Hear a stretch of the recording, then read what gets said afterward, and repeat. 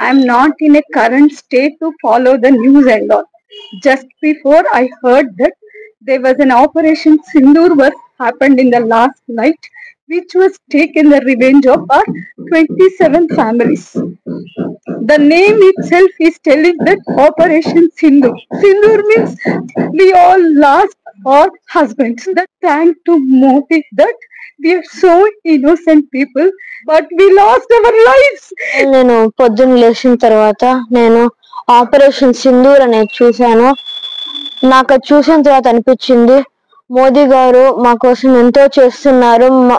మా కోసం మళ్ళీ ఇంకా వాళ్ళ పేరెంట్స్ ని కోల్పోయిన ఇంకో 27 ఫ్యామిలీస్ కోసం నాకు అనిపిస్తుంది ఇంకోటి ఇంక మన భారత్ లో ఇంకో టెర్రర్ అటాక్ జరగదేమో అని.